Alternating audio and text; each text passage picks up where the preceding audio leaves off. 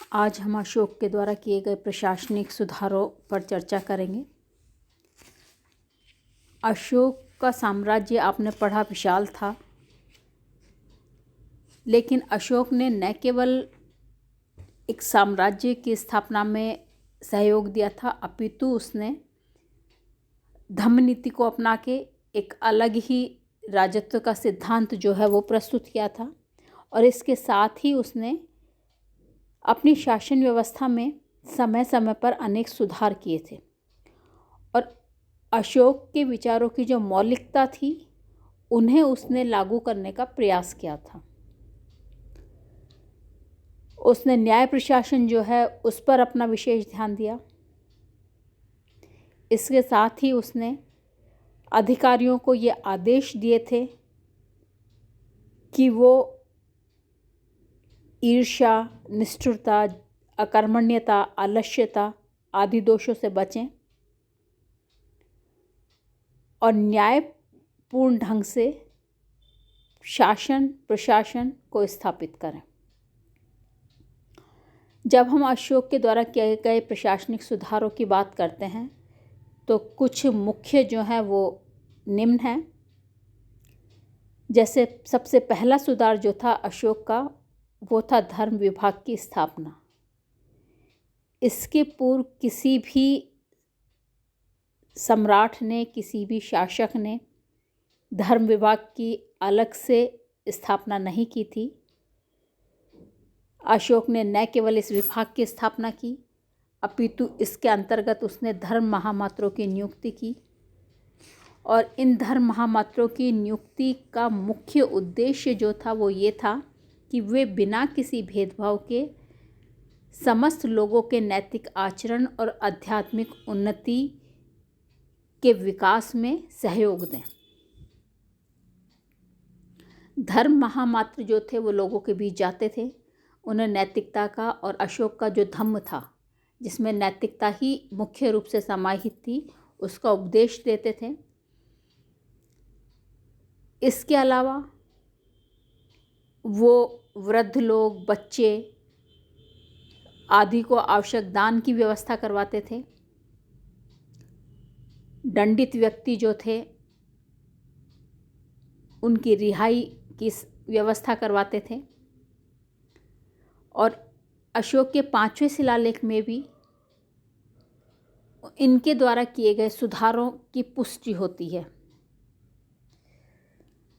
दूसरा जो उसका प्रशासनिक सुधार था वो था युक्त राज्यिक और प्रादेशिक, इनकी नियुक्ति करना।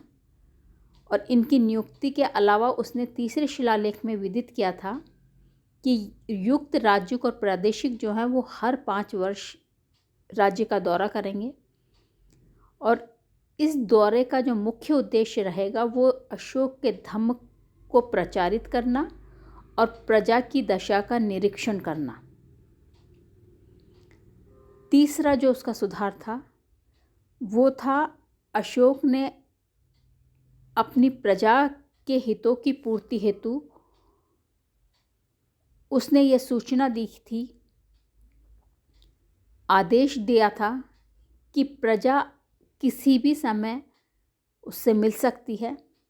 और 7वें शिलालेख में अशोक कहता है कि आवेदक मुझसे प्रत्येक समय मिल सकते हैं, चाहे मैं भोजन कर रहा हूँ, चाहे अपने निजी कक्ष में हूँ, घोड़े की पीठ पर हूँ अथवा विहार कर रहा हूँ।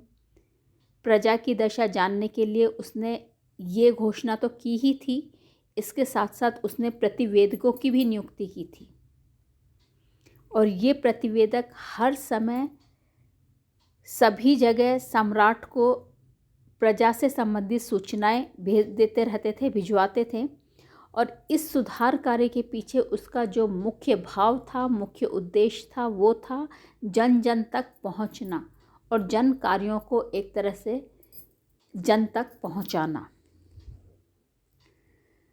अगला जो सुधार था, अशोक ने पशु बलि जो थी उसको प्रारंभ में कम करवाया, उसके बाद पूर्ण रूप से निषेध घोषित कर दिया।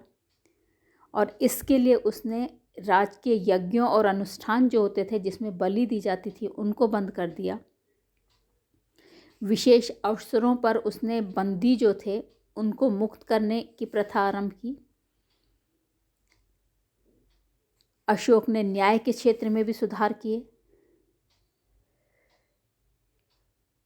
अशोक के प्रारंभिक काल में प्रत्येक प्रांत में न्याय के 3 पदाधिकारी राजूक, प्रादेशिक और नगर व्यवहारिक के हाथों में था।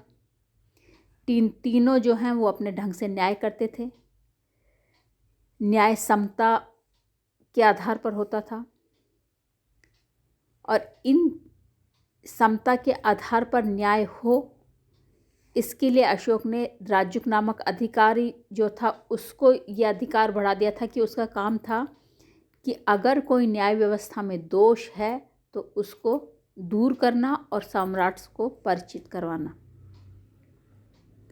चौथे स्तंभ लेख में वो कहता है कि मैंने राजूकों को पुरस्कार और दंड के वितरण में पूर्ण अधिकार दे दिए हैं जिससे वे आत्मविश्वास और निर्भीकता के साथ अपना कार्य कर सकें और प्रांतीय जनता के हितों को पूरित कर सकें, हितों की पूरा कर सकें।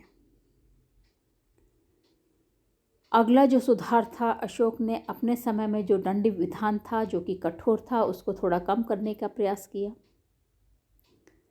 मैंने आपको बताया कि कुछ विशेष दिवसों पर बंदियों को रिहा किया जाता था। इसके अलावा मृत्युदंड देने से पूर्व 3 दिन का समय दिया जाता था अपराधियों को ताकि वे आगामी जीवन के लिए पूर्णतया तैयार हो सकें। कुल मिलाकर अशोक की शासन पद्धति प्रशासन का मुख्य उद्देश्य था प्रजा हितों की पूर्ति और इन प्रजा हितों की पूर्ति हेतु उसने अपनी प्रशासन प्रणाली में, शासन प्रणाली में सुधार किए और सुधार ही नहीं किए अपितु उसे कार्यान्वित भी किया।